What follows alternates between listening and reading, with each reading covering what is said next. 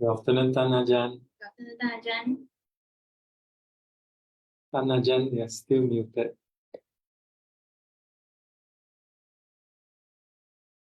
Ajahn, you're still muted. We cannot hear you.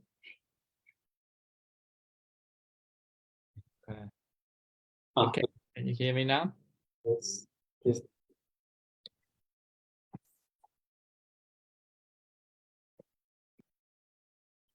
Okay. So where are we today?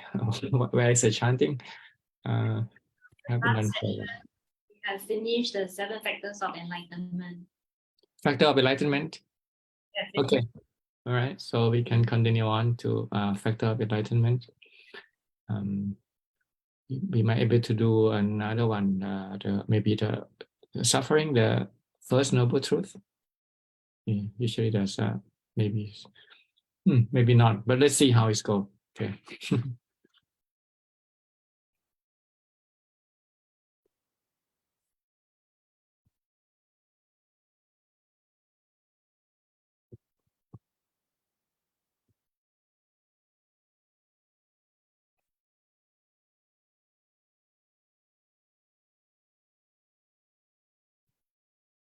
Yeah.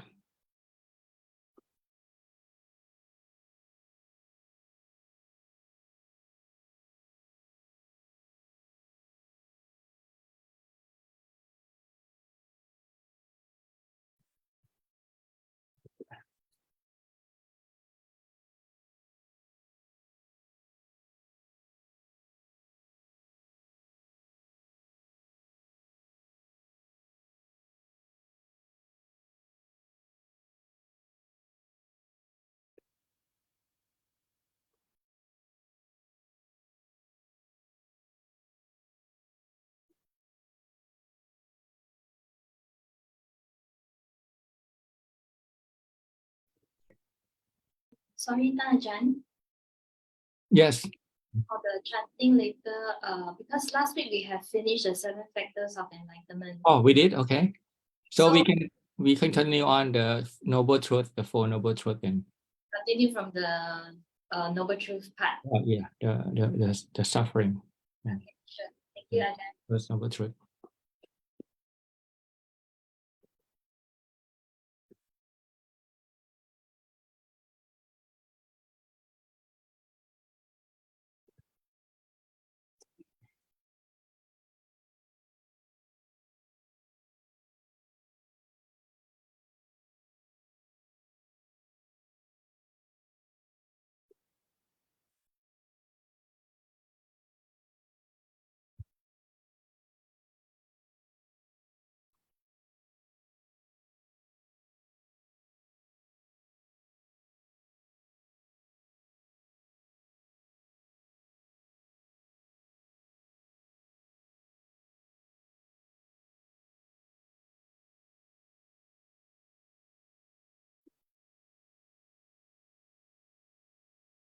Good afternoon, Ajahn. Good afternoon, everybody. Good afternoon, brothers and sisters in the Dhamma. Let us pay respect to Ajahn by bowing 3 times. First bow. Second bow. Third bow.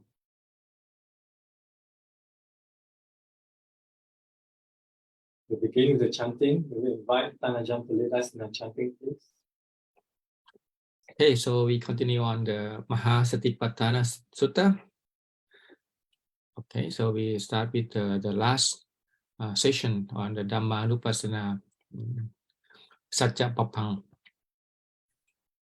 Pu Nacha Parang Bhikkhave Bhikkhu Dhamme Sudhamma Nupassi Viharati Jatusu Arya Satyesu Tathanca Bhikkhave Bhikkhu Dhamme Sudhamma Nupassi Viharati Jatusu Arya Satyesu Itha Bhikkhave Bhikkhu Ithang Tukkhanti Yatha Bhutang Pachanati อายังทุกขสมุทัยโยติยถาภูตังปชานาติอายังทุกขนิโรโทติยถาภูตังปชานาติอายังทุกขนิโรธคามินีปฏิปทาติยถาภูตังปชานาติกัตมันจะภิกขเวทุกขังอริยสัจจังชาติปิทุกขาชราปิทุกขามรณัมปิทุกขังโสกปริเทวทุกขโท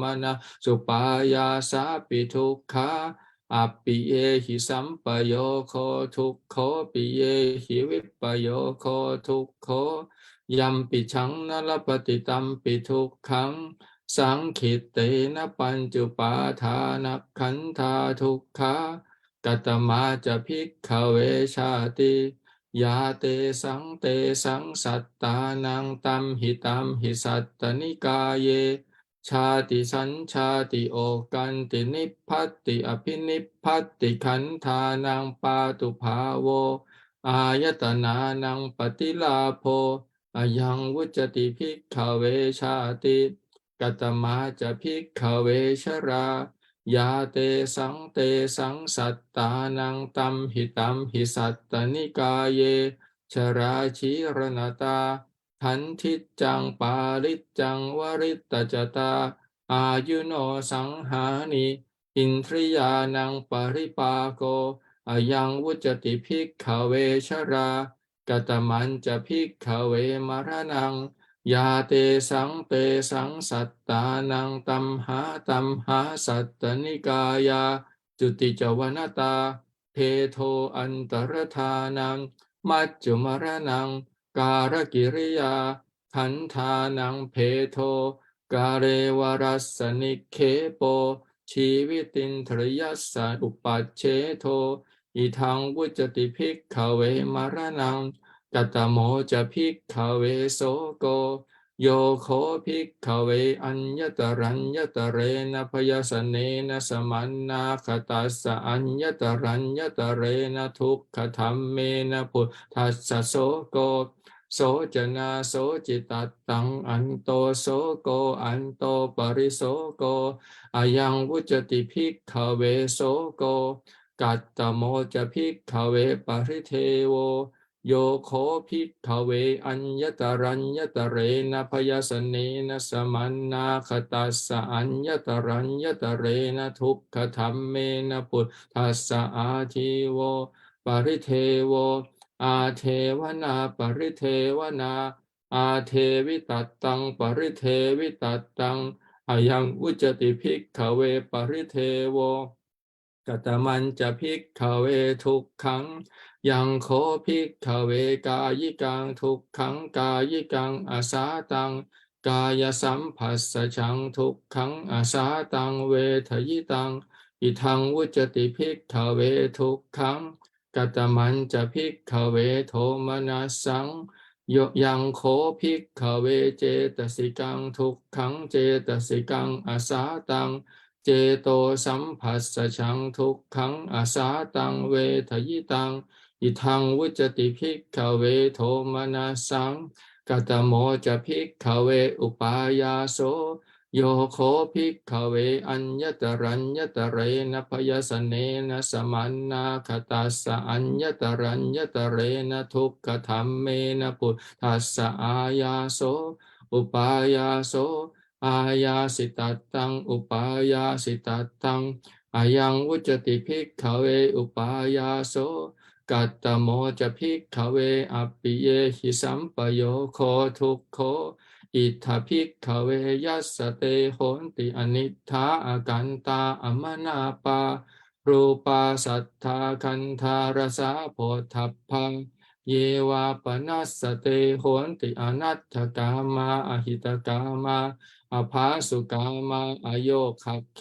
มกามา ยาเตหิสังคติสมาคโมสโมทานังมิสสีภาโวอายังวุจติภิกขเวอัปปิเยหิสัมปโยโคทุกโขกัตตโมจะภิกขเวปิเยหิวิปโยโคทุกโขอิทธภิกขเวยัสสเตโหนติอิทธากันตามนาปา รูปาสัทธาคันธารสะโพธัพพาเยวาปนัสสเตโหติอัตถกามาหิตกามาภาสุกามาโยคะเขมกามามาตาวาปิตาวาภาตาวาภคินีวามิตตาวาอมัจจาวายาติสาโลหิตาวาเยเตหิอสังคติอสมาคโมอสมโมทานังอมิสสีภาโวอายังวุจติภิกขเวปิเยหิวิปโยโคทุกโค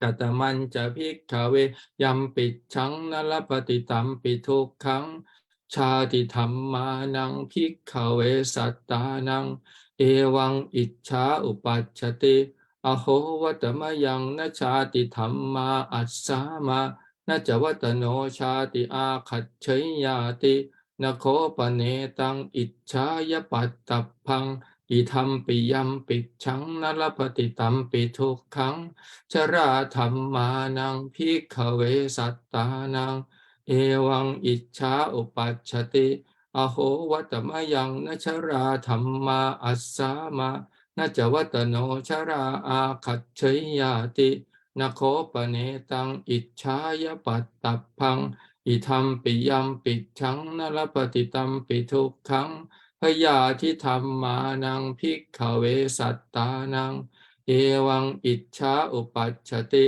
อโหวัตมยังนพยาธิธรรมาอัสสามานาจวัตโนพยาธิอาคัจฉยุนตินโคปเนตังอิจฉายปัตตพังอิธรรมปิยัมปิชังนลปฏิตัมปิทุกขังมรณธรรมานังภิกขเวสัตตานังเอวังอิจฉาอุปัชชติอโหวัตมยังนมรณธรรมาอัสสามานาจวัตโนมรณังอาคัจฉยาตินโคปเนตังอิจฉายปัตตพังอิธรรมปิยัมปิชังนลปฏิตัมปิทุกขังโสกปริเทวทุกขโทมนัสสุปายาสธรรมานังภิกขเวสัตตานังเอวังอิจฉาอุปัชชติอโหวัตมยังนโสกปริเทวทุกขโทมนัสสุปายาสธรรมาอัสสามานาจวัตโนโสกปริเทวทุกขโทมนัสสุปายาสาอาคัจฉยุนตินโคปเนตังอิจฉายปัตตพังอิธรรมปิยัมปิชังนลปฏิตัมปิทุกขังกัตตเมจะภิกขเวสังจิตเตนะปัญจุปาทานักขันธาทุกขาสิยทิทางรูปูปาทานักขันโทเวทนูปาทานักขันโทสัญญูปาทานักขันโทสังขารูปาทานักขันโทวิญญาณูปาทานักขันโทอิเมวุจจันติภิกขเวสังขิตเตนะปัญจุปาทานักขันธาทุกขาอิทังวุจติภิกขเวทุกขังอริยสัจจัง Okay, maybe we can stop here and do the translation.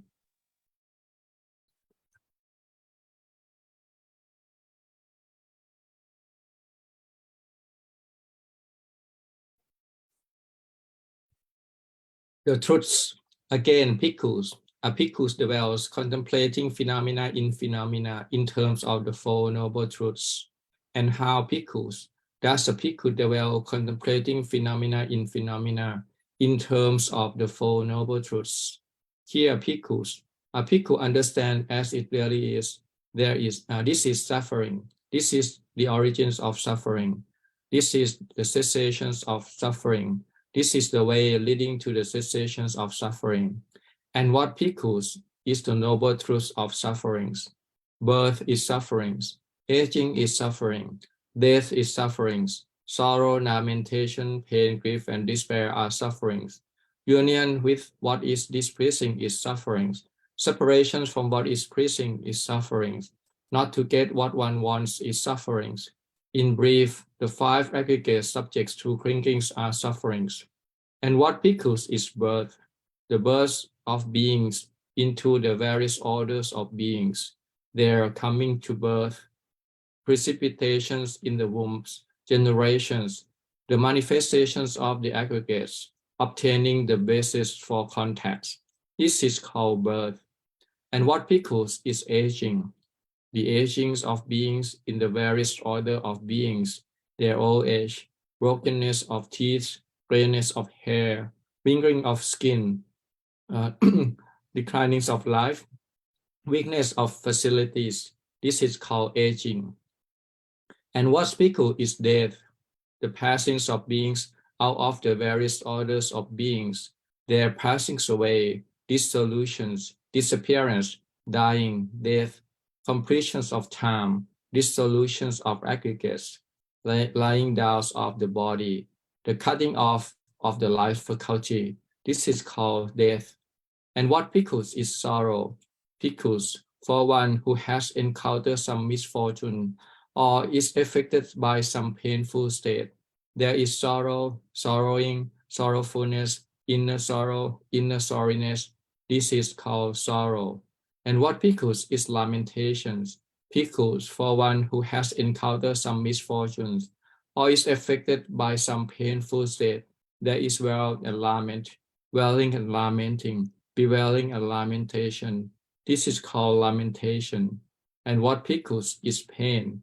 That pickles, which is bodily pain, bodily discomfort, painful, uncomfortable feeling born of bodily contact. This is called pain. And what pickles is grief. This pickle, which is mental pain, mental discomfort, painful, uncomfortable feelings born of mental contact. This is called grief. And what pickle is despair? Pickles for one who has encountered some misfortunes or is affected by some painful state. There is the troubles and despair, the tribulations and desperation. This is called despair. And what pickles is union with what is displeasing is suffering.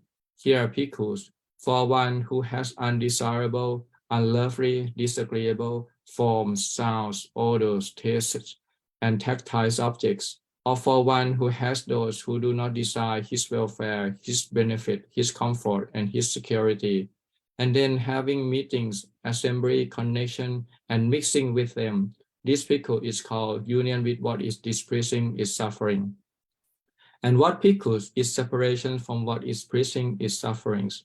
Here pickles for one who has desirable, lovely, agreeable forms, sounds, odors, tastes, and tactile objects, or for one who has those who do desire his welfare, his benefit, his comfort, and his security, mothers, fathers, brothers or sisters, friends, companions, or blood relatives, and then not having meetings, assembly, connection, and mixing with them.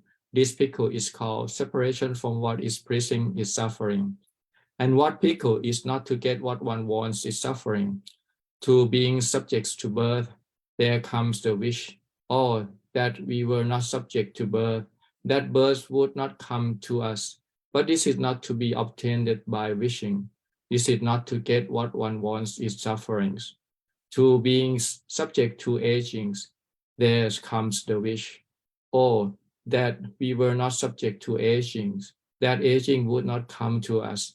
But this is not to be obtained by wishing. This is not to get what one wants is sufferings. To being subject to sickness, there comes the wish, oh, that we were not subject to sickness, that sickness would not come to us. But this is not to be obtained by wishing. This is not to get what one wants is suffering.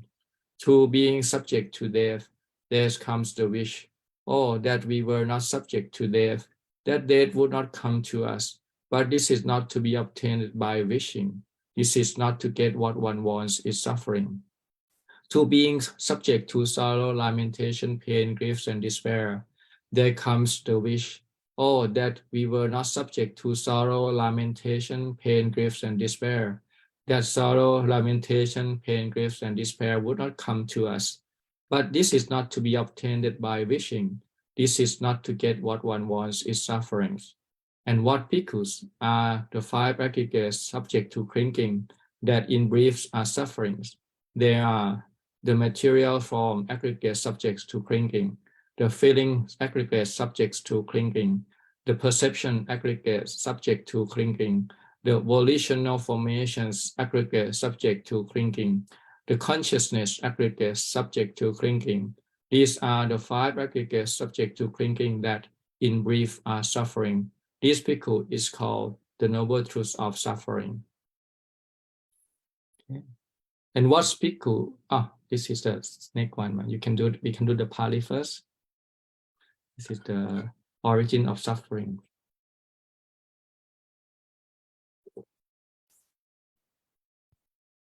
Kattaman ca bhikkhave tukkha samuddayo ariya sajjang yayang tanha pono bhavika nantira khasahakata tatra tatra pinantini sayati thang kama tanha bhavatanha vibhavatanha sakho pane sa bhikkhave tanha katta upachamana upacchatiกัตถนิวิสมานานิวิสติยังโลเกปิยโรปังสาตโรปังเอเทสาตันหาอุปัชฌมานาอุปัชชติเอถนิวิสมานานิวิสติกินจโลเกปิยโรปังสาตโรปังจักขุงโลเกโสตังโลเกขานังโลเกชิวหาโลเกกายโยโลเกมโนโลเกปิยโรปังสาตโรปังเอ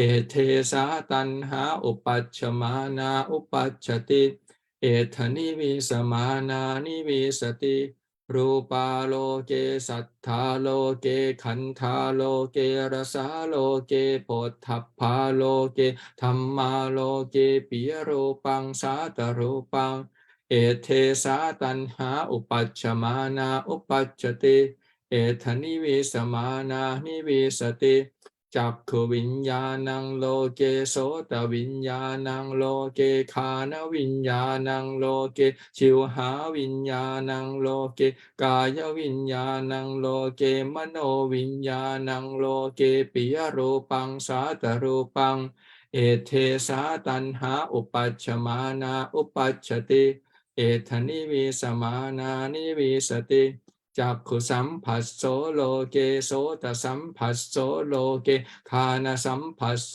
โลเกชิวหาสัมผัสโสโลเกกายสัมผัสโสโลเกมโนสัมผัสโสโลเกปิยรูปังสาตรูปังเอเทสาตันหาอุปัชฌมานาอุปัชชติเอถนิวิสมานานิวิสติจักขุสัมผัสสะชาเวทนาโลเกโสตสัมผัสสะชาเวทนาโลเกคานสัมผัสสะชาเวทนาโลเกชิวหาสัมผัสสะชาเวทนาโลเกกายสัมผัสสะชาเวทนาโลเกมโนสัมผัสสะชาเวทนาโลเกปิยรูปังสาตรูปังเอเทสาตันหาอุปัชฌมานาอุปัชชติเอถนิวิสมานานิวิสติรูปสัญญาโลเกสัทธสัญญาโลเกขันธสัญญาโลเกรสสัญญาโลเกโพธพพสัญญาโลเกธัมมสัญญาโล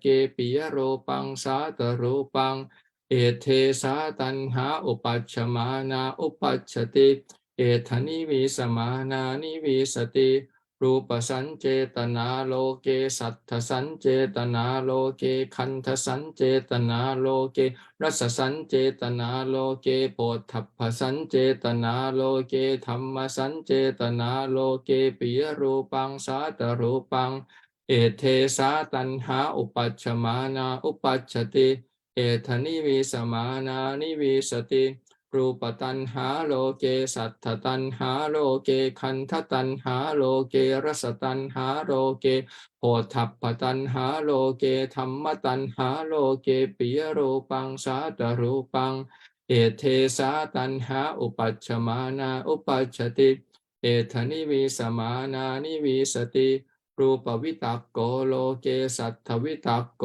โลเกขันธวิตักโกโลเกรสวิตักโกโลเกโพธพพวิตักโกโลเกธัมมวิตักโกโลเกปิยรูปังสาตรูปังเอเทสาตันหาอุปัชฌมานาอุปัชชติเอถนิวิสมานานิวิสติ รูปวิจารโรเกสัทธวิจารโรเกขันธวิจารโรเกรสวิจารโรเกโพธัพพวิจารโรเกธรรมวิจารโรเกปิยรูปังสาตรูปังเอเทสาตันหาอุปัชฌมานาอุปัชชติเอเทนิวิสมานานิวิสติอิทังวุจติภิกขเวทุกขสมุทัยโยอริยสัจจัง Okay, so we stop here and do translation.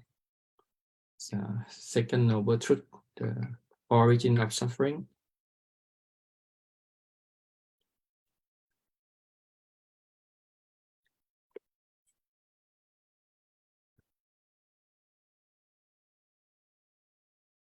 And what bhikkhus is the noble truth of the origins of sufferings? It is this craving which leads to renewed existence, accompanied by delight and lust, seeking delight in this and that. That is, craving for sensual pleasures, craving for existence, and craving for non-existence. Now, where bhikkhu does that craving when is his arisings arise? When settlings, where does it settle? That in the world which is present and agreeable, here this craving when is his arisings arises. Here when settlings, it settles. In the world, what is present and agreeable? In the world, the eye, the ear, the nose, the tongue, the body, the mind is likable and pleasing. Here, this craving, when it is arising, arises. Here, when settling, it settles. In the world, the forms, the sounds, the odors, the taste, the tactile objects, the mental phenomena is likable and pleasing. Here, this craving, when it is arising, arises. Here, when settling, it settles. In the world, the eye's consciousness, ear consciousness, nose consciousness, tongue consciousness, body consciousness, mind consciousness is likable and pleasing. Here, this craving, when it is arising, arises. Here, when settling, it settles. In the world, the eye context, ear context, nose context, tongue context, body context, mind context is likable and pleasing. Here, this craving, when it is arising, arises. Here, when settling, it settles. In the world, feelings born of eye contact, feeling born of ear contact, feelings born of nose contact, feelings born of tongue contact, feelings born of body contact, feelings born of mind contact is likable and pleasing. Here, this craving, when it is arising, arises. Here, when settling, it settles. In the world, perceptions of forms, perceptions of sounds, perceptions of odors, perception of taste, perceptions of tactile objects, perceptions of mental phenomena is likable and pleasing. Here, this craving, when it is arising, arises. Here, when settling, it settles. In the world, volitions regarding forms, volitions regarding sounds, volition regarding odors, volition regarding tastes, volition regarding tactile objects, volition regarding mental phenomena is likable and pleasing. Here, this craving, when it is arising, arises. Here, when settling, it settles. In the world, craving for forms, craving for sounds, craving for odors, craving for tastes, craving for tactile objects, craving for mental phenomena is likable and pleasing. Here, this craving, when it is arising, arises. Here, when settling, it settles. In the world, thought about forms, thought about sounds, thought about odors, thought about tastes, thoughts about tactile objects, thought about mental phenomena is likable and pleasing. Here, this craving, when it is arising, arises. Here, when settling, it settles. In the world, examinations of forms, examinations of sounds, examinations of odors, examinations of tastes, examinations of tactile objects, examinations of mental phenomena is likable and pleasing. Here, this craving, when it is arising, arises. Here, when settling, it settles. This bhikkhu is called the noble truth of the origin of suffering. Okay, so maybe we stop here and continue on next time.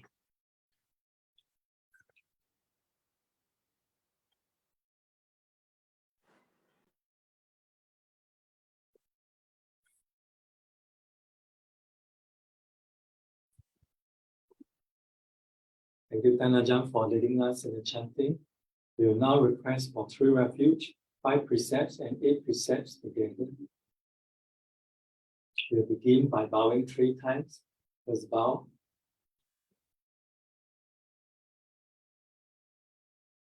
second bow.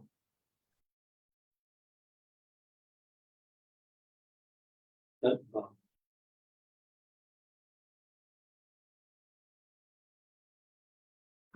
Mayang bante visaranena saha atha pancha silani yachama tutiyampi mayang bante visaranena saha atha pancha silani yachama tatiyampi mayang bante visaranena saha atha pancha silani yachama.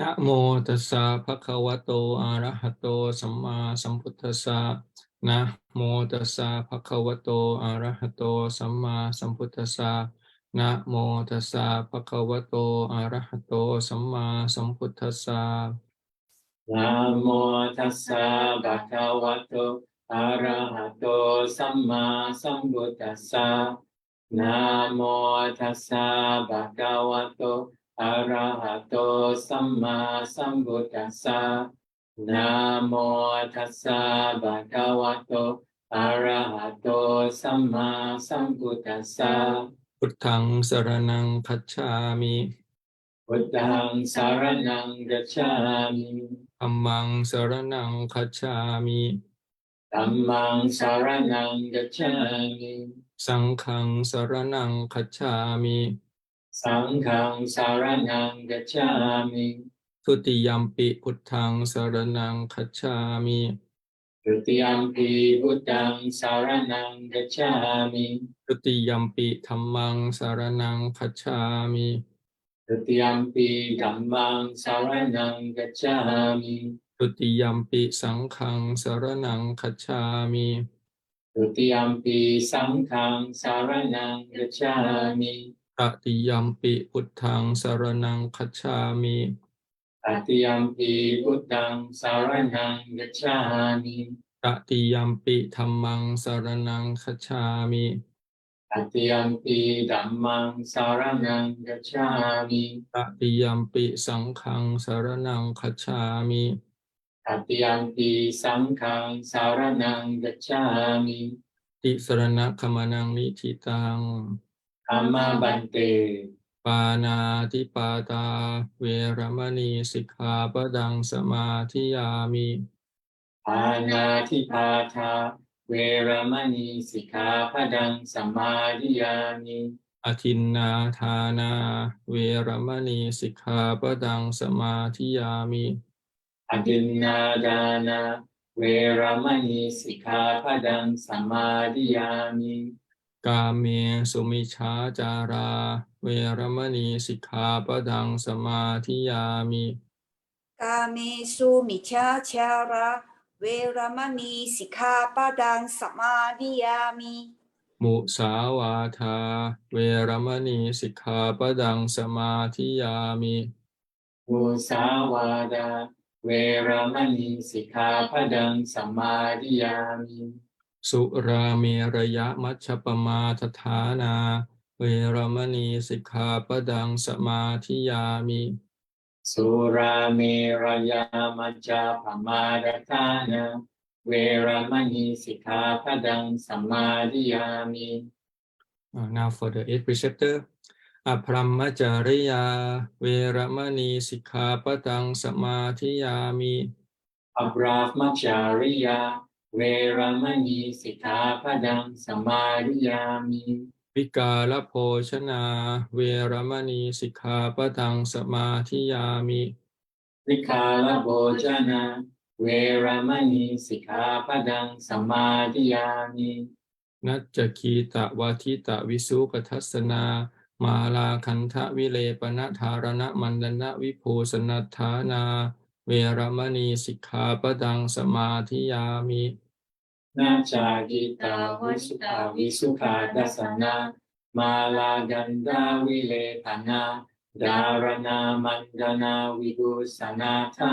นาเวรมณีสิกขาปดังสมาธิยามิอุจจาสยนะมหาสยนาเวรมณีสิกขาปดังสมาธิยามิอุจจาสยนะ Mahasayana Veramani Sikkhapadang Samadhiyami Imani Pancha Attha Sikkhapathani Samadhiyami Imani Attha Sikkhapadani Samadhiyami Imani Attha Sikkhapadani Samadhiyami Imani Attha Sikkhapadani Samadhiyami Silena Sukhatinyanti Silena Phoka Sampatha Silena Niputinyanti Tassama Silang Visothaye Sadhu, sadhu, sadhu. Let's bow 3 times again. Let's bow. Second bow. Third bow.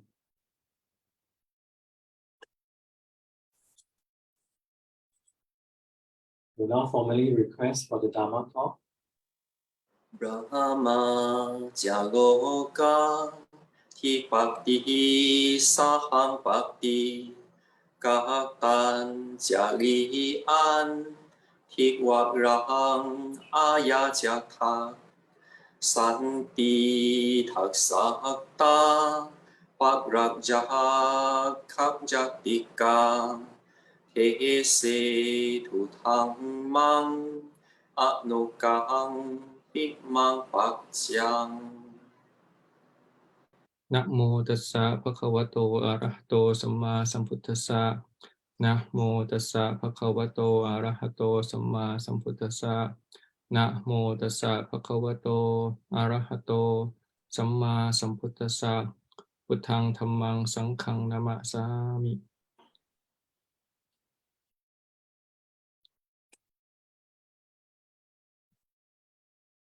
Okay, so we just chant Arya Sat, the Four Noble Truths, the truth that make common people become noble, Arya Bukkhala. So this is the formula that the Buddha give.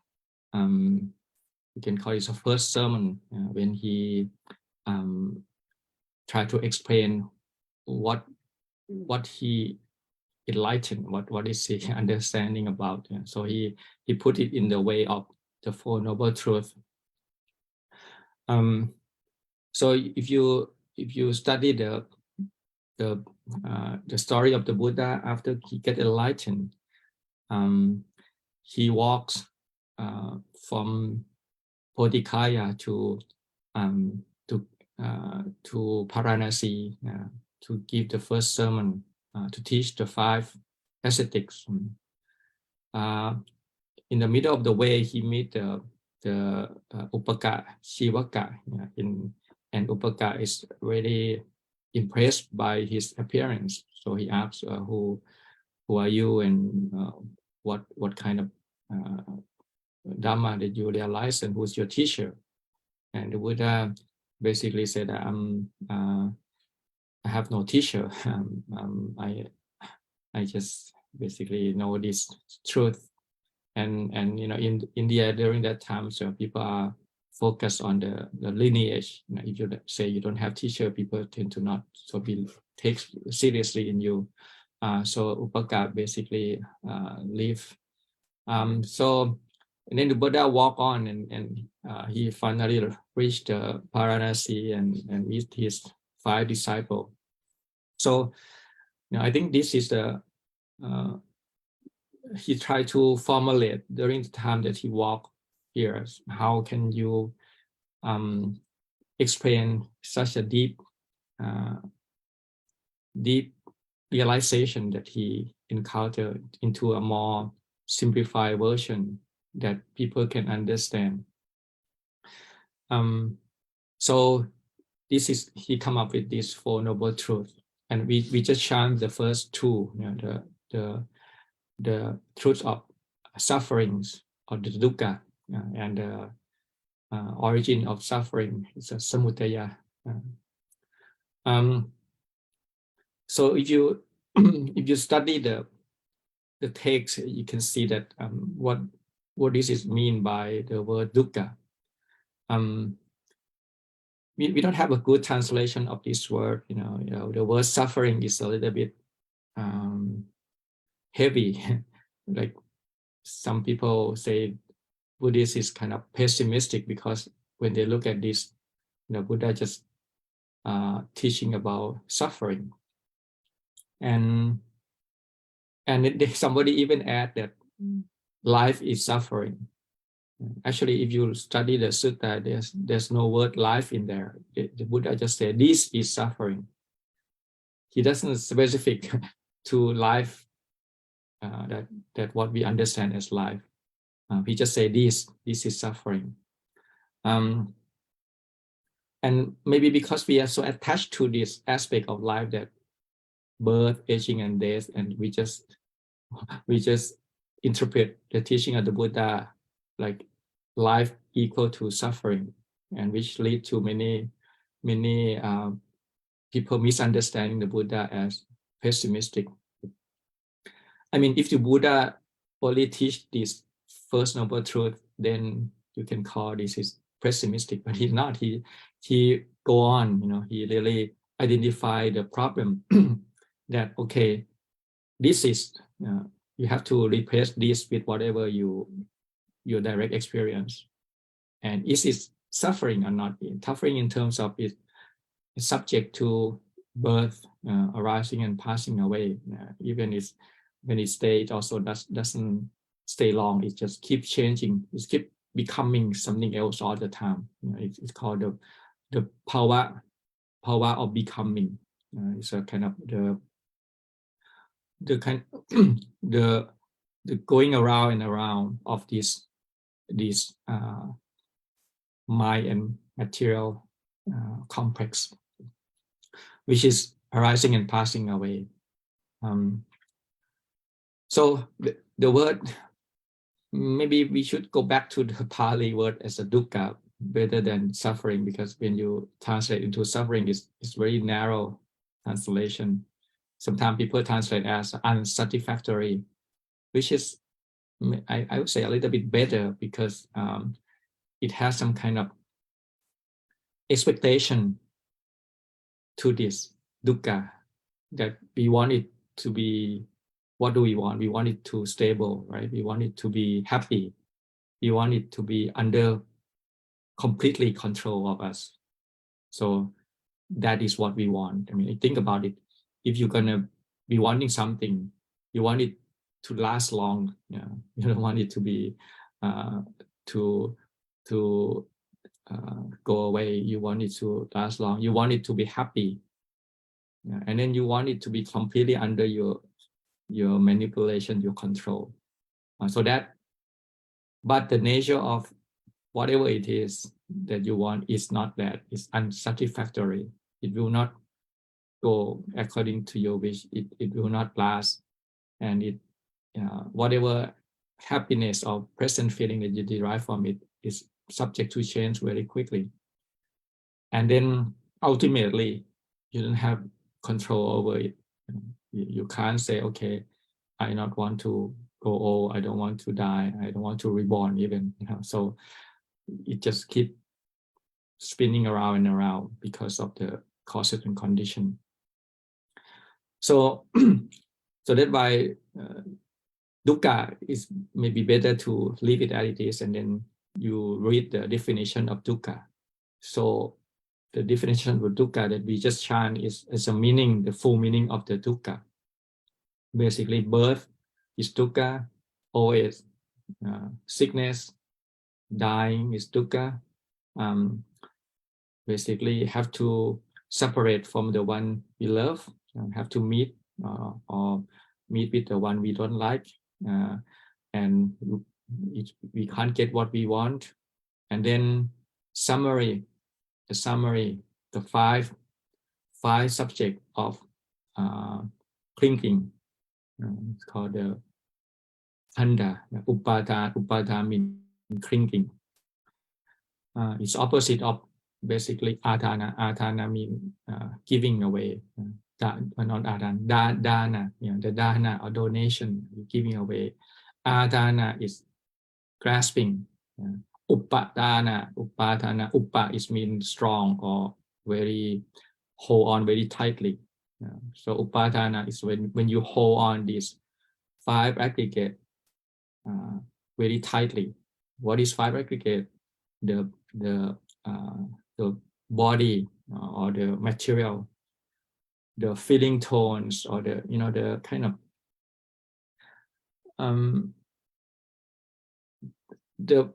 the sense of taking that in. You become like in Pali it's called when you eat it, when you consume it. It's called Vedana. The fact that you eat it and then either it's positive or negative. It's present or unpresent, painful or present. This is called the Vedana, the feeling tones. Sanya is the perception of the name and the label that you label to these things of this and that. See, when you have certain experience, say present, right away you make a note of it. You want to come back to that experience again. So the sanya is basically that process where you label it, so you can refer to it later on. And then sankhara, the translation here is called volitional action, which is part of it. Sankhara actually is a broad term. It's kind of all the mental quality that in the mind, whatever it is. It can be a good or bad. It can be wholesome, unwholesome, can be neutral. Every mental quality beside feelings, beside perception, is called sankhara. So it's kind of the waste basket where you put everything together. It's a broad category. But the cetana or the volition is the, we can call is the main, is the chief one, is the most important one, because of this quality of choice that you can make a choice. You can either choose to do this or that. That is how we determine karma. Karma is determined by choice, because you can be your own agent. You can decide upon yourself. I choose to do this or that. I choose to keep the precept, or I choose to break the precept. All beings have to operate on that level, and we use that to make a moral judgment, right? Whether this person is doing wrong or not. So that's why we use the volition as basically the chief, or the principle, the main character of all of this quality. So that sankhara is also subject of thinking. And then the last one is called consciousness.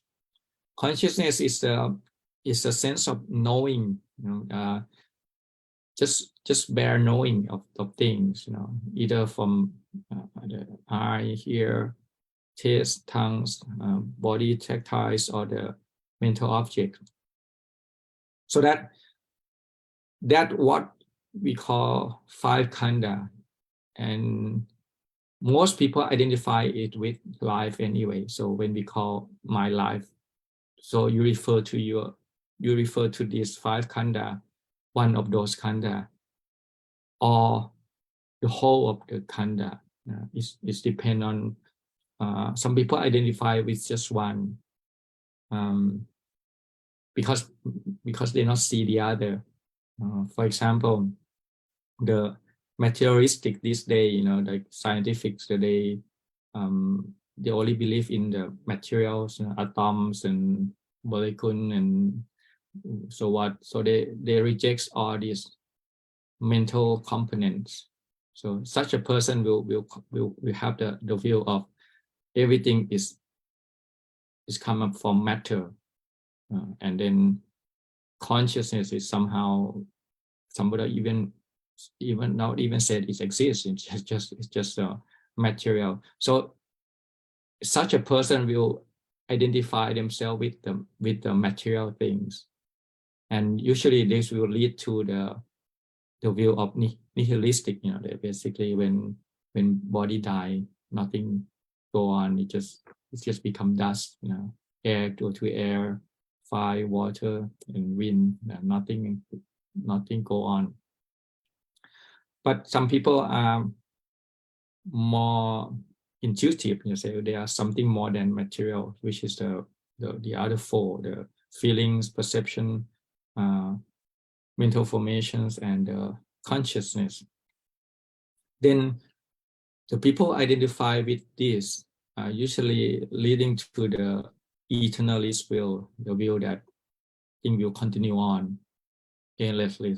Basically, you will be reincarnated. That somehow your consciousness will come, you go from this one and then floating and go and then go in the next life or whatever. So this is the source of many wrong views that arise, because they not see that this is just a five aggregate arising and passing away according to cause and condition. It doesn't have anything fixed that go on through times and not changing. That what most people call souls or atta, or you can call it's me, a sense of me or myness, like I am. That is not exist. It's just a process of arising and passing away, but they have some momentum, or you can call it condition, especially the karma condition, that when you act certain karma, then even though these things are rising and falling, the power of the karma will go on. Basically, it will make you arise in the next life because of the karma. As far as you still have clinging, you still have your defilement, the karma will have the result. It's like when you plant the seed, the tree will come out. But there's a process. It's not exactly the same, and it's also not exactly different, but it have a cause and condition. This is because that is.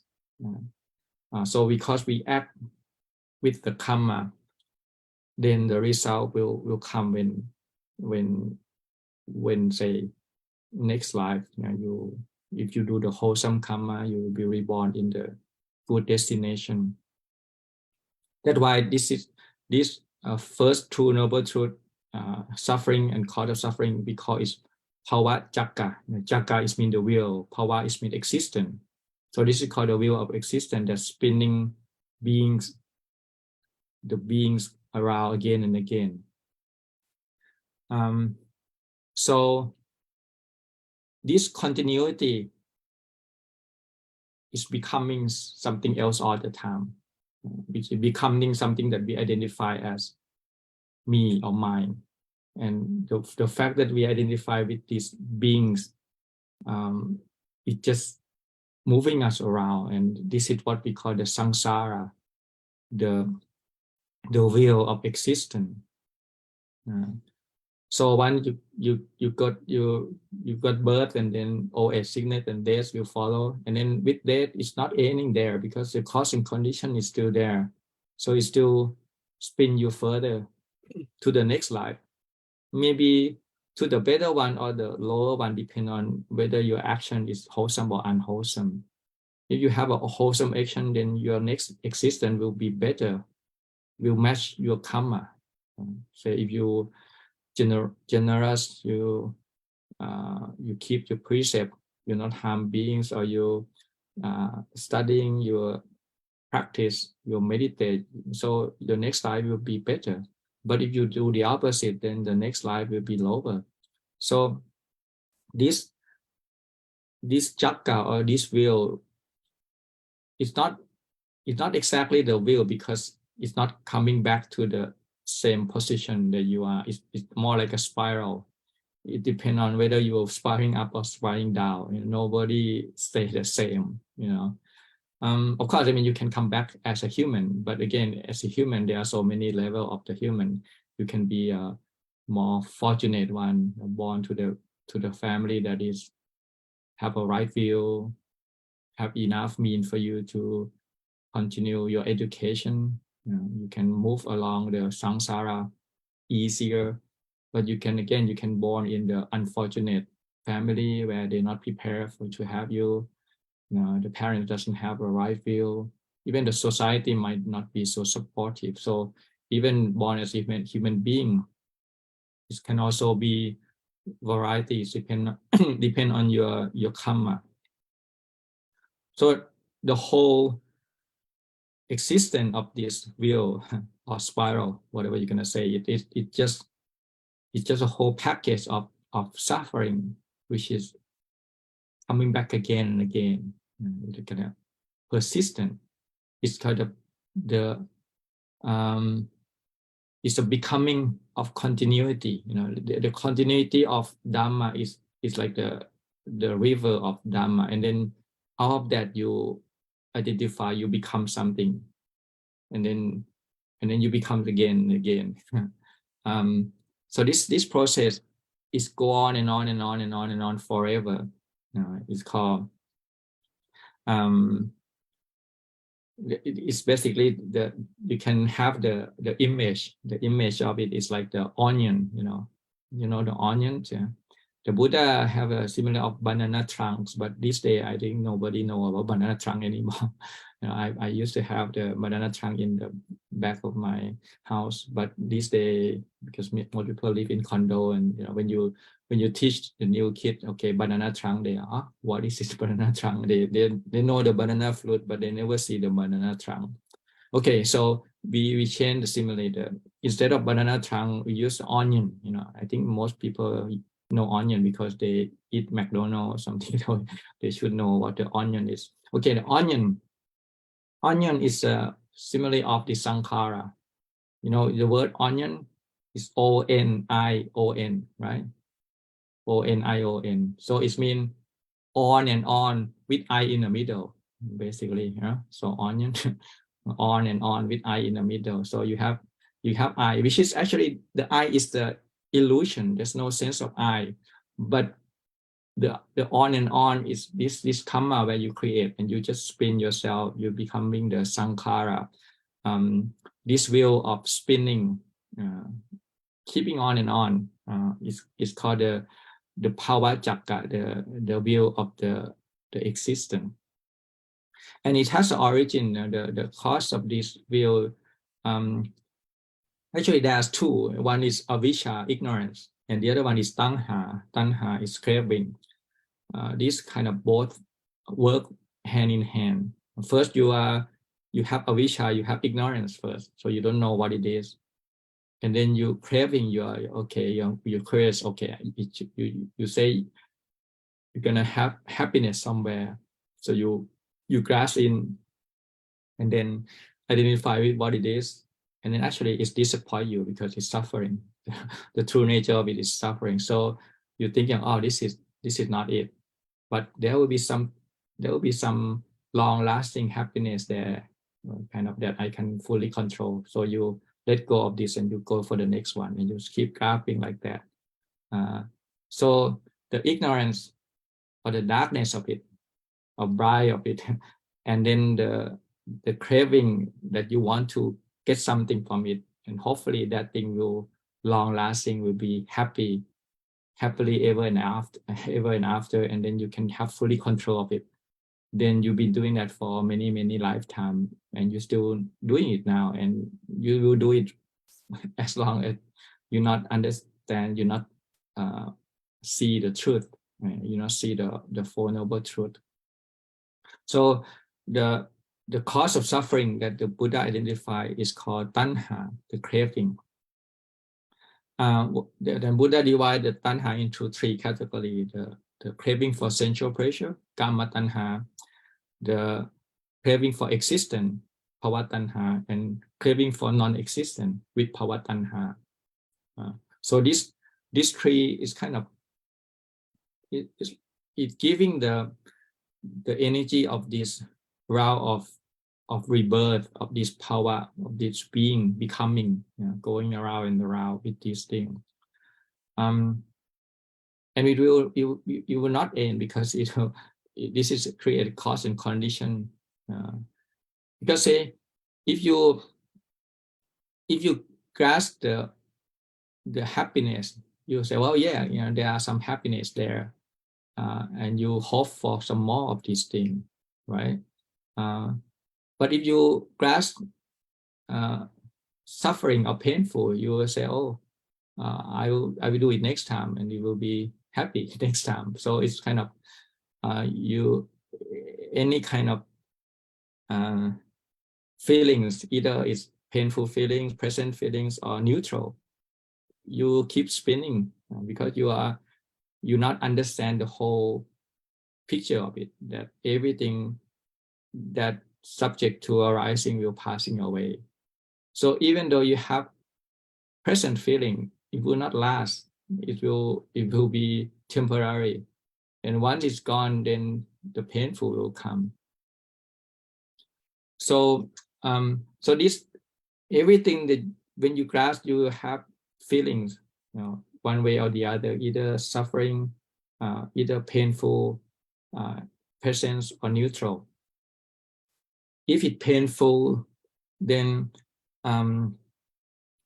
it will be suffering at the moment of the thing. When the painful arises, then you're suffering, right? But if the present feelings, it will still be painful, but it's a painful at the moment of separating from that. So at the moment of disappearing, then you got the suffering, because you have to separate from the present feelings. And even though neutral feelings, it also suffering at the point of when it's becoming, because it doesn't stay the same. It have to shift, arising and passing away, and it's change the quality like all the time. So because it's composed of the component, is constructed, so it will not last. You can't rely on this constructing, because the causing conditions is so brittle, and it will eventually you can't use that as your foundation for your long-lasting happiness. So on both three counts, then you can't get anything. You end up with this. So that's why the craving for sensual pleasure, for existence, for non-existence, these three craving will spin you around, and you never get anything satisfactory. Only way is to letting go. Any kind of grasping will bring your suffering, because the nature of it is suffering. So this is the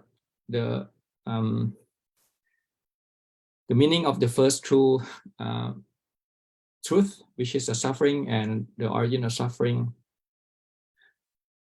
If the Buddha only teach that, they will be very pessimistic, right? But the Buddha also go on, and he teach the end of suffering, the cessation, and the way leading to the end of suffering. So this is the good news. The second two. Most people we just have only the first two truth. We have the suffering and the cause, origin of suffering. We don't have the nirota, the end of suffering, and the path yet. Only the noble one, the Arya, will have this. So basically, you can say the common people have only two truths. The people who, the non-Arya, the common people, will only know suffering and cause of suffering. But they not even know that, I would say, because in order to know suffering, you have to see the whole picture. Like the word in suffering is called parinyaya. Parinya means round about. Say if you're gonna know something, you have to know how how it's arise and how it's passed away. So you have to know the boundary of that. Okay, this is suffering, and from this on, it's not suffering anymore. You only know the full knowledge of suffering when you know all the boundary of it, and you know this is not a suffering. So you have to have a contrast. Otherwise, you don't know what suffering means, because you're always in the suffering. Yeah. So for the common people, they are in the first noble truth of suffering, but they don't know that this is suffering. They think that this is happiness. And even the second noble truth, the origin of suffering, they not see it as the origin of suffering. They see it as origin of happiness. You know, look at the craving of most people. You know, all these romantic love and all these things, the myth and these things in the world, they just basically thought that this is a cause of happiness. It's become their meaning of life for some people, you know, pursuing love and eternal love and all those things, not realize that this is a cause of suffering. So that's why they're never able to end the suffering.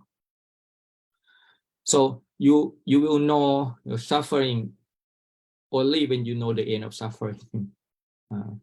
And you know the origin of suffering when you know the end of the origin of suffering. Otherwise, you don't know it. Yeah. You might be in it, but you not really realize what it is. So the Four Noble Truths, that's why when you know it all. You know suffering, cause of it, the end of it, and the path toward it.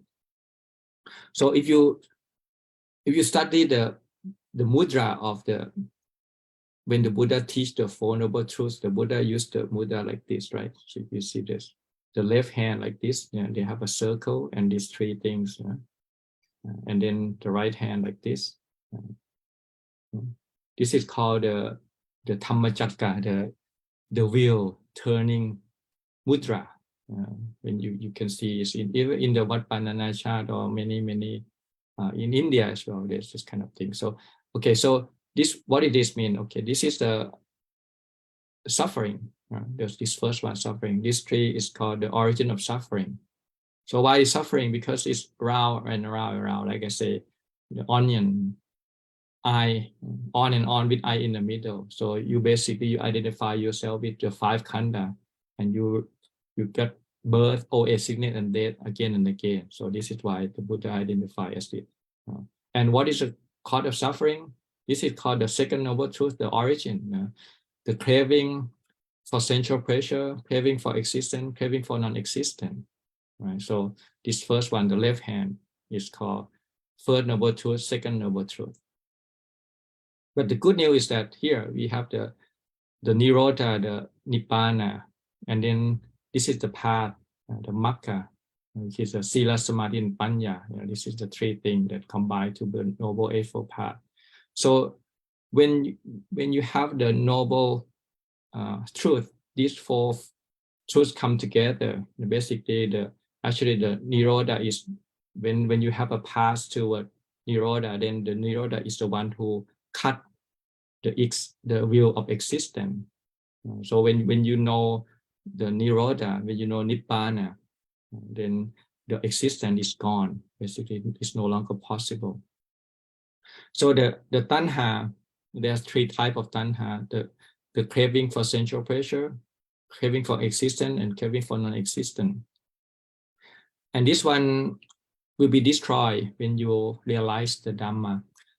The first step, called the Sotapanna, the cemetery, it will destroy the craving for non-existent, because you have the full understanding of the view that there are no me and my, just five khandha. So there will be no craving for non-existent anymore.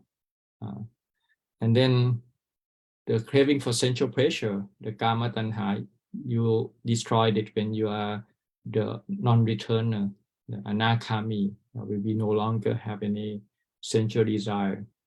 And the last one, the craving for existence, you destroy when you attain arahant, the fully enlightened. So this tanha is quite very difficult to cut. You have to cut four times. The first time you become the stream enterer, second time the once returner, and the third time is non-returner, and the last time is Arahant. So basically, this will, the Dhammacakka is when the Buddha give the teaching to 5 ascetics, and one of those, Anya Gontanya, is understand the meaning of it. So he becomes same emperor. So his craving for non-existence is no longer there. So because he attained the first state of enlightenment. So this symbolizes that, the step where the Buddha gives this teaching and the Anya Gontanya get enlightenment. Also, this can also represent the number as well. In the old day, when they count, they'll count like this. They use this knuckle to count 1, 2, 3, 4, 5, 6, 7, 8, 9, 10, 11, 12. So this is 12. So when you look at the Dhammacakkappavattana Sutta, the Buddha gives the teaching of 4 noble truths, and then he gives the truth, the duty or the task toward that. And when that duty is done, it's called Sajja, Gicca, and Katta. So each 4 noble truths the Buddha gives 3 times. It's called 4 noble truths and 3 rotation and 12, basically 12 manifestation. So only when the Buddha completes these 12 manifestation, then he called fully enlightenment. So this is the number that he counting on his finger. So it ends here. Okay, this one is the suffering. What is the meaning? You have to realize. You have to know, and then you have to realize that the suffering has been realized. What is the origin of suffering? It's a tanha. You have to abandon, and you have abandoned. And then the nirodha, the nibbana, you have to satchikiriya, become experiential, understanding it, and then you know it, you realize it. And then makkha, you have to cultivate. Is it makkha? You cultivate, and then you fully cultivate it. So this is the end of the makkha. Okay, this is the 12 link of the Dhammacakka. But this one is a Pavacakka. Pavacakka has also have 12 links. If you study the Paticcasamuppada, it starts with what? Avicca, Paccaya, Sankhara, Sankhara, Paccaya, Vijnana, right? This 5 links of Paticcasamuppada, dependent co-arising. So this is called Pavacakka. It's Avicca, Sankhara, Vijnana, Nama Rupang, Sarayatanang, Phassa, Vedana, Tanha, Upadana, Bhava, Chati, Chara, Marana. Soka Pariteva. You look at that in the Paticcasamuppada, dependent co-arising. This has 12 links of that. So that is represented in the Pavacakka.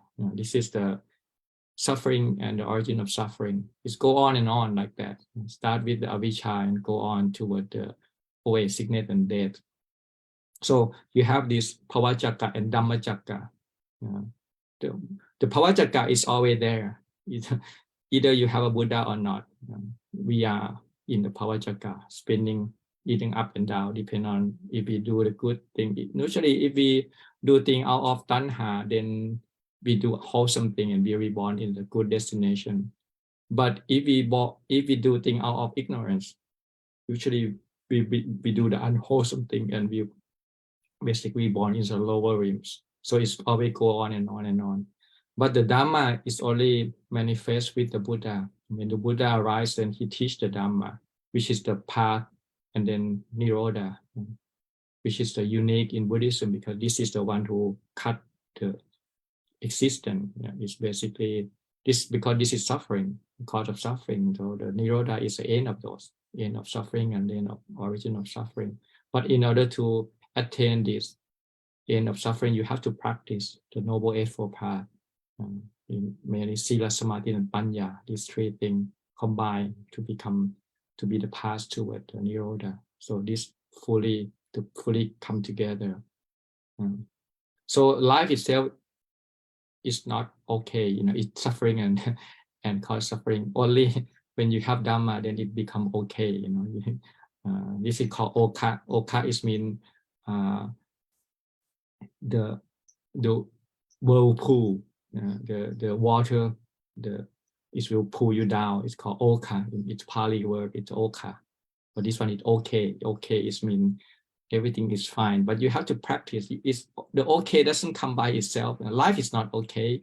Life is basically will pull you down because it's suffering and it's a lot of many causes of suffering. It's Oka. It will pull you. It's like the sucking pool that pull you down.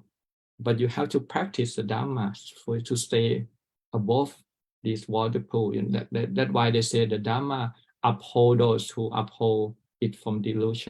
So when you uphold the Dhamma, it will prevent you from falling down to the lower realms. At least, in the beginning, if you attain steam enter, you shut your door from these lower realms and you reborn for the 7 life at the maximum. So that's something that we should aspire to. We learned the Satipatthana Sutta. So far, the Satipatthana is the preliminary toward the Magga, toward the path. It's the beginning. It's the first step. When you practice Satipatthana all the time, then it become united into the Pochong and become Magga. The factor of enlightenment will come together, and then when you realize, and then the next step is to cut the Magga. The Magga is to destroy the Tanha. So Tanha has to be destroyed for you. So when you're able to uproot all your longing or your craving, and then only that, when you realize Nirodha or Nibbana. So this is what I call is Nirodha map. People have roadmap all the time. You go here and there, you do the Google search and you can go there, but you don't have Nirodha map. You need the Nirodha map to go for Nibbana. And the Buddha give very detailed. The Nirodha map is in the Mahasatipatthana Sutta. How do you go out of this world of existence, of this Bhava Chakra? How do you create the Dhamma Chakra? So you have to know it. You have to understand where is the attachment line. So that the one that we just chant, where is the existence? When it's existing, it exists here. By when you see things, when you have attachment to the nice color, nice shape, nice sounds, nice taste, nice tactile object, nice story. All of these things is where the craving ground you or attach you to that. So you have to, and when it's gonna be cease, you have to cease there as well. So basically, you have to see beyond that. You have to transcend that, not at the superficial level. You have to look deeper, look into, okay, whatever it is, it will not last. If you keep looking it will be gone. So it might take different pace or rhythm, but eventually it will gone. Even the land that we see is so solid. If you speed up the time, say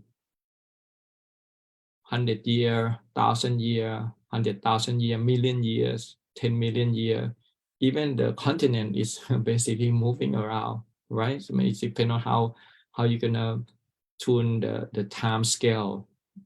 So in the end, if you look at that time scale things, nothing is stay the same. Even yourself, your thought, your molecule of your existence is just arising and passing away. It's just like that. You just have to be persistent enough to look at that and not turn away to another fleeting present moment, and then you just keep looking at one thing and then see that also it's gonna be end one day anyway, whatever it is. So that's how you penetrate two things. You're not stuck at this thing. Okay, I like this, I like that, and then you keep on and on, and you it will bring you reborn in that particular realms. Okay, take a new existence and attach me and mine. Ahankara, mamankara.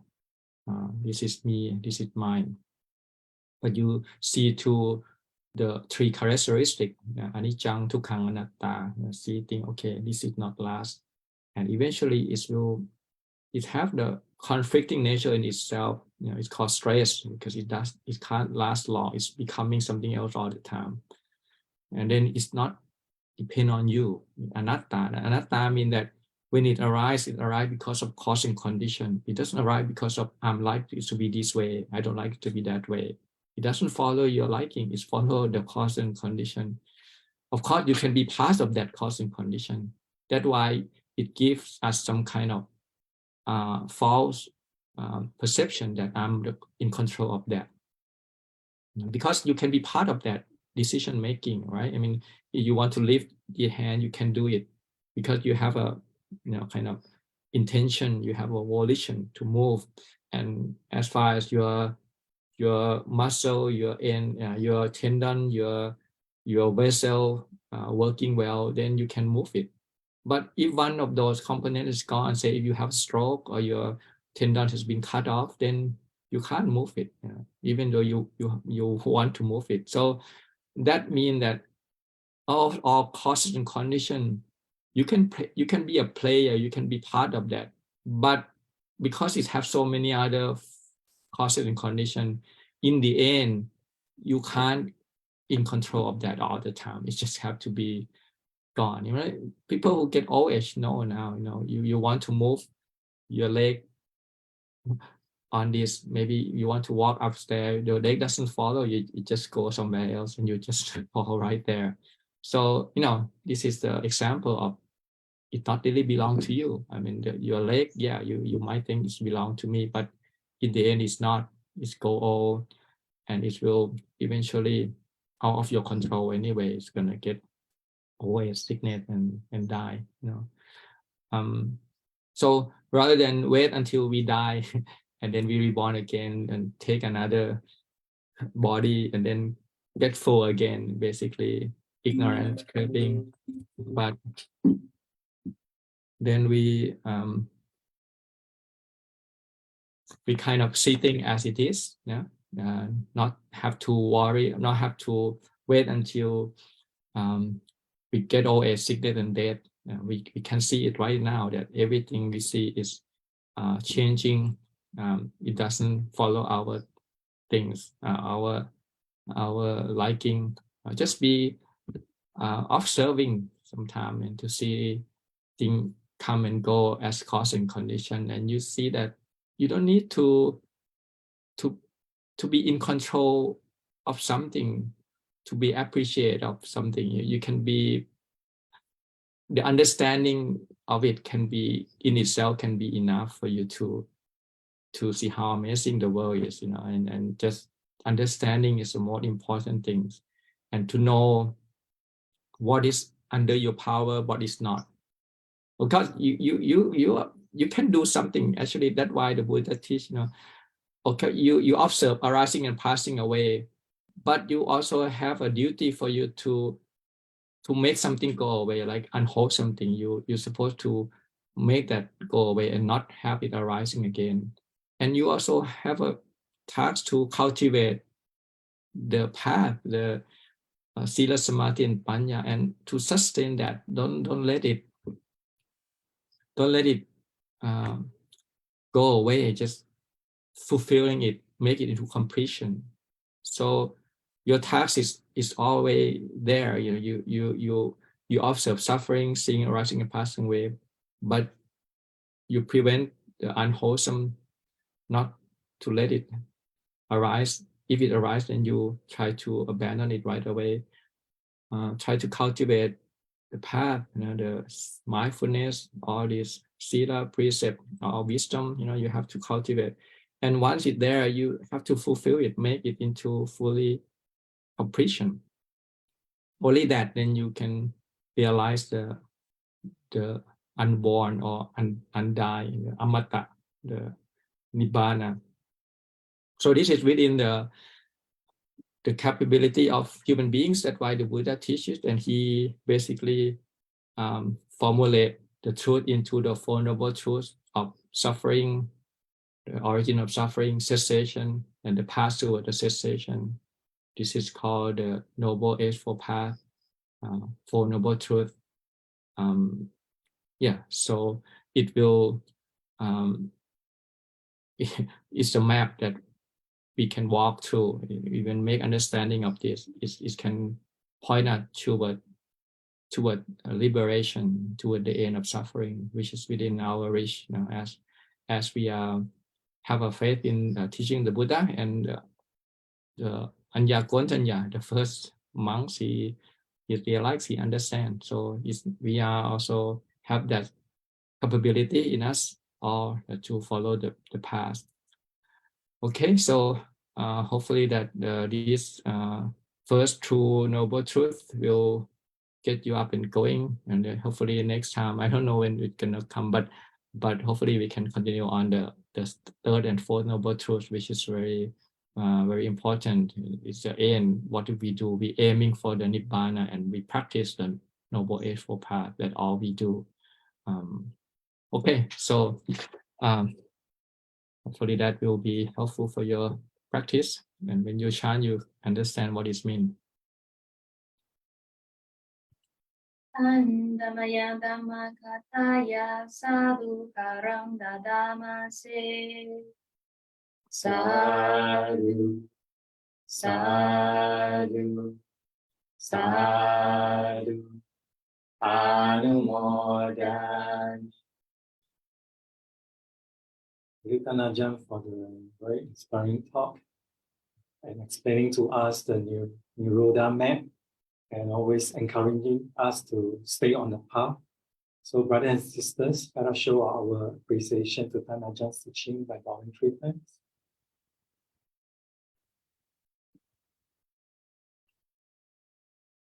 First bow. Second bow. Third bow.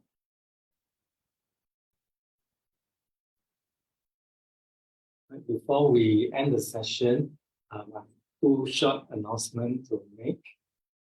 The first one is we are very delighted to know that Ajahn and with Paul Lai and Paul Sawang and a few other Ajahns will be visiting Singapore and Malaysia this month and next month. So as you can see on the screen, so this is the details for the Singapore trip. So actually, Ajahn and the Sangha will be in Malaysia starting from 24th of May, right? And then on 31st of May, they will fly to Singapore. So you can see on the screen here.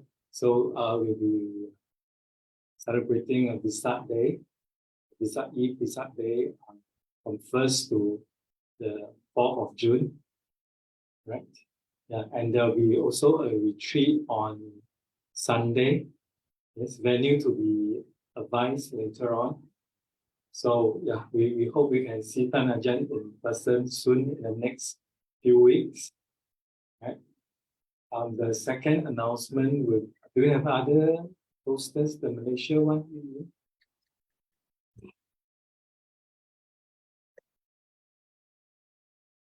Don't have. Not really yet. Yes. Okay. So the second announcement is that right after the Singapore and Malaysia trip, so Ajahn will be flying straight to Italy, and he will spend the Vasa in Italy in a monastery till the end of the year. So currently we are still unsure. We don't know whether we can continue with the Dhamma Zoom. So if there's any updates, if there's any good news, we will inform all of us here. And then also lastly, we would like to wish Ajahn a safe trip and fruitful trip to Singapore and Malaysia, and especially to Italy. So we look forward to see Ajahn in person in the next few weeks to come. Thank you, Ajahn. Okay, so see you all. I think I'm leaving on the 23rd. I'm maybe visiting Penang first and then to KL. So yeah, so that the kind of rough schedule. So next week, 26, I'll probably be in KL, I think, right? Yeah. Okay. This 26 to 30th first will be in KL. Okay, yeah. So it will be in KL. So yeah, you can, yeah, if you are from Malaysia, then I will meet you on next week in Malaysia. No, not next week, the next 2 weeks. No, the Friday, that Friday will be in KL. Okay, so hopefully you keep on practicing, do keep on precept and meditate and do some chanting, the correction of the teaching. Then that's the best thing that we can do. I mean, we still have a chance. We survive. This is the meaning of all, so we have a chance to practice and to realize the truth. So that is providing the meaning to us. It's a thing that we have to do, able to go beyond, to transcend this suffering. So okay, so I encourage for you all. Hopefully you'll continue to practice. In terms of the schedule in Italy, I'm not sure, so I don't want to make anything. It's gonna be very new to me. I don't know what they're gonna have me do and all those things. So let me settle in first, and then I have a contact, say whether what I can do, and maybe I can, have some time for you to continue on this or not. Okay. Or if it's not, I will come back anyway in the end of the year. So I will be back to Bulam at the end of the year. Meet you all again. Okay. So until then. We are very happy to hear that. Thank you, Ajahn. So we will now invite Ajahn to lead us in the closing homage. Please. Yeah. Arahang Samma Sambuddho Bhagava Buddhang Bhagavantang Abhivademi Sawakhato Bhagavata Dhammo Dhammang Namasami Supatipanno Bhagavato Sāvaka Saṅkho Saṅkhang Namami. Thank you, Ajahn. We'll see Ajahn in Penang, KL, and Singapore soon. Okay, so see you all